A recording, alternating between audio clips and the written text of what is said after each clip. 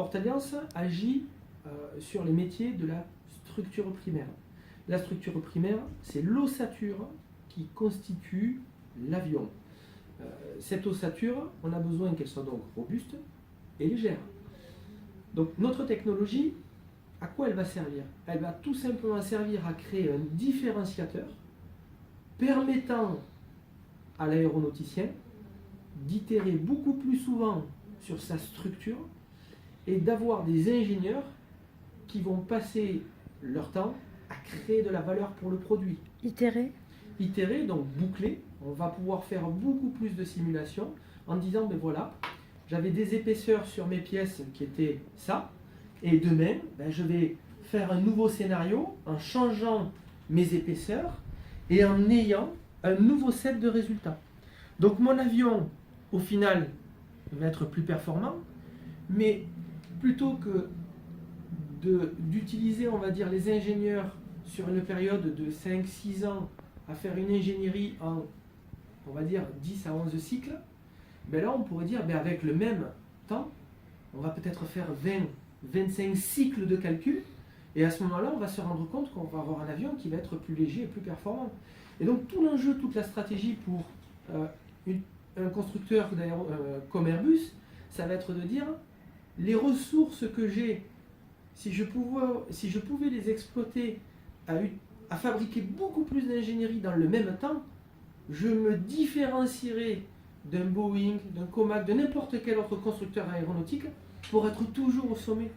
Donc ce qui compte dans cette compétition, ça ne va pas être de réduire le temps pour réduire les charges salariales. Non, ça va être de réduire le temps pour fabriquer beaucoup plus d'ingénierie. Parce qu'on va pouvoir même embaucher et trouver des ingénieurs en disant, mais regarde, maintenant on va pouvoir faire ça en beaucoup moins de temps, du coup on va en faire beaucoup plus de choses. Aujourd'hui, ce qu'il faut bien comprendre, c'est qu'un avion a un périmètre qui est gigantesque. Un avion, ce n'est pas une voiture.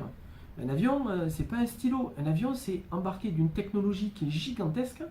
Et aujourd'hui, ce qu'il faut bien voir, c'est que on est encore pour moi qu'à l'aube de ce que seront les avions dans 10, 15, 20 ans. Dans 20 ans, on va avoir des avions qui seront très légers. On va faire plein de pièces, beaucoup plus de pièces à NLM. On va utiliser la puissance informatique pour avoir des pièces dont les designs sont beaucoup plus techniques, qui vont se rapprocher beaucoup plus d'une ossature humaine ou d'une structure qui nous apparaîtra beaucoup plus naturelle. Et ceci, ben on se dira avec le retour, waouh, il y a 20 ans, on avait encore des avions, ils étaient de conception classique. Je pense vraiment que dans l'avenir, nos ingénieurs vont utiliser beaucoup plus la puissance informatique pour faire beaucoup plus de choses. Et l'augmentation de la technologie ne va pas se traduire par une réduction des emplois, mais au contraire par une augmentation des emplois. De nouveaux métiers vont se créer pour pouvoir agréger les ressources informatiques, d'autres métiers pour pouvoir structurer la data, comme le fait aujourd'hui un Google, un Facebook, un Amazon. Sauf que ça, aujourd'hui, on a tous envie que ça arrive chez Airbus. Et Portalliance, dans 10 ans, comment vous vous projetez? Oh, dans 10 ans, moi, ce que je souhaiterais, c'est qu'on soit un centre de calcul scientifique avec une puissance de calcul telle que les ingénieurs de nos clients puissent exploiter cette puissance pour fabriquer vraiment des nouveaux designs, des nouveaux matériaux et des structures qui soient radicalement différentes de ce qu'on fait aujourd'hui.